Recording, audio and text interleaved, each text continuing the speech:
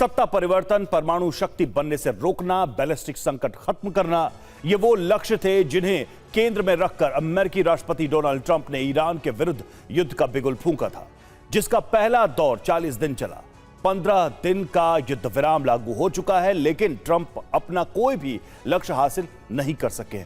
Iran 40 दिन बाद भी मजबूती के साथ अमेरिका के सामने खड़ा है, अपनी शर्तों पर अडिग है। ऐसे में सवाल है कि पूरी शक्ति के साथ ईरान के खिलाफ युद्ध शुरू करने वाले डोनाल्ड ट्रंप को लौटकर बातचीत की टेबल पर क्यों आना पड़ा? ऐसा क्या हुआ जो मंगलवार को ईरान के सर्वनाश की धमकी देने वाले ट्रंप बुधवार के दिन बैकफुट पर आ गए? इस रिपोर्ट में ट्रंप ने 7 अगस्त को सभ्यता का विनाश करने वाला पोस्ट किया, जिसके बाद ईरान ने मध्यस्थों से बातचीत बंद कर दी, जबकि अमेरिका इसके बाद भी कोशिशें करता रहा। 14 दिन का युद्ध विराम हुआ, लेकिन ईरान के 10 बिंदु वाले प्रस्ताव पर, जिसे ईरान ने ट्रंप के 15 बिंदु वाले प्रस्ताव को खारिज करने के बाद भेजा था। युद्ध विराम हुआ, लेकिन हॉर्मुज स्ट्रेट पर अब भी ईरान का कंट्रोल है। वो टैक्स वसूलेगा, यानी ट्रंप युद्ध विराम के दौरान भी हॉर्मुज में जंग से पहले की स्थिति हासिल नहीं कर पाए। 28 फरवरी को अमेरिका और इजरायल ने ईरान पर एयर स्ट्राइक के साथ जंग की शुरुआत की थी। सुबह के वक्त अमेरिका ने खामनेई के दफ्तर बेत अल रहबरी पर बमबारी की, जिसमें ईरान के सुप्रीम लीडर अयतुल्ला अली खामनेई की मौत हो गई। ये अमेरिकी राष्ट्रपति की पहली गलती थी, क्योंकि इससे सत्ता परिवर्तन का लक्ष्य एक झटके में समाप्त हो गया। खामनेई की मौत का असर यह हुआ कि इस्लामी शासन के विरोधी अब अमेरिका के विरुद्ध खड़े हो गए। राष्ट्रवाद की भावना जल उठी और अमेरिका के खिलाफ ईरानी जनता ने सर पर कफन बांध लिया।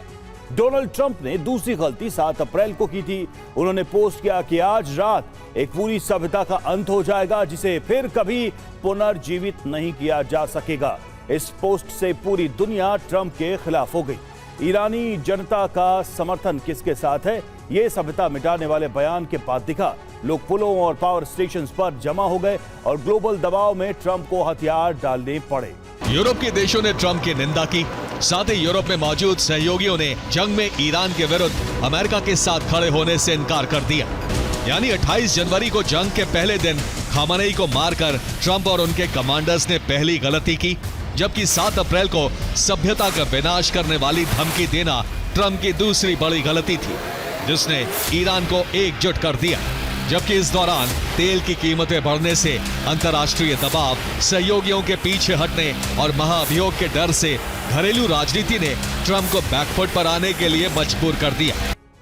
और डोनाल्ड ट्रंप ने ईरान में 4 बड़े लक्ष्य तय किए थे। पहला लक्ष्य था ईरान की टॉप लीडरशिप को खत्म करना, जिसमें उन्हें सफलता मिली, इसमें कोई दो राय नहीं है। लेकिन टॉप लीडरशिप खत्म करने के केंद्र में उद्देश्य सत्ता परिवर्तन था, जिसमें अमेरिका पूरी तरह से फेल रहा।